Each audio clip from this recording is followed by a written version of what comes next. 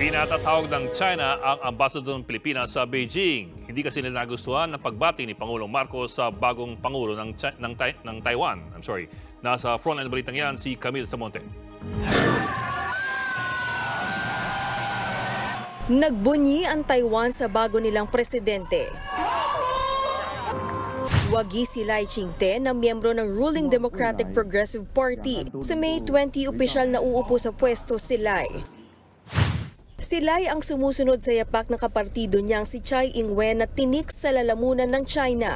Itinuturing kasi ng China na probinsya nila ang Taiwan pero inaalmahan ito ng Taiwan. Sa pakikipagpulong ni outgoing President Tsai sa mga opisyal ng Amerika, sinabi niyang administrasyon lang ang nagbago sa Taiwan pero hindi ang relasyon nito sa US. Umaasa pa nga siyang mas magiging matibay pa ang US-Taiwan relations. Kaya naman, ang President-elect na si Lai may banat agad sa China. Nilabanan daw nila ang sinumang manghimasok sa kanilang bansa dahil naniniwala silang kailangan nilang maghalal ng sariling presidente.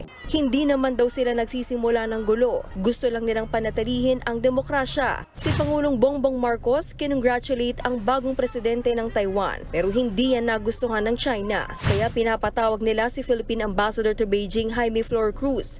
Labag daw sa One China policy ang ginawa ni PBBM. Sa ilalim ng policy, tinuturing na isang probinsya ng China at hindi hiwalay ang Taiwan. Ayon sa Chinese Foreign Ministry, ang mensaheng yan ni Pangulong Marcos ay salungat sa political commitment ng Pilipinas sa China at pakikialam daw sa internal affairs ng kanilang bansa. Makahulugan nilang paalala sa Pilipinas, huwag makipaglaro ng apoy kaugnay ng isyu sa Taiwan. Pinayuhan pa nila si Pangulong Marcos na magbasa at intindihin ng maigi ang isyu ng Taiwan. Sabi naman ng ating Department of Foreign Affairs na paraan lang ito ni Pangulong Marcos para pasalamatan ang Taiwan sa pagtanggap sa libo-libong OFW roon. Niliraw rin ng DFA na sumusunod ang Pilipinas sa One China policy. Bilang pagtalima, walang diplomatic ties ang Pilipinas sa Taiwan. Wala rin tayong embahada roon. Pero kung may pagkakapareho man ang Pilipinas at Taiwan, yun ay ang tensyon nito sa China. Ang sa atin ay dahil sa agawan ng teritoryo at pambubuli ng China sa mga barko ng Pilipinas sa West Philippine Sea. Kaya naman hindi nakapagtataka na base sa survey ng Pulse Asia, 8 sa 10 Pinoy ang mas gustong kasama ang Amerika kaysa China sa West Philippine Sea. Nagbabalita mula sa Frontline, Camille Samonte, News 5.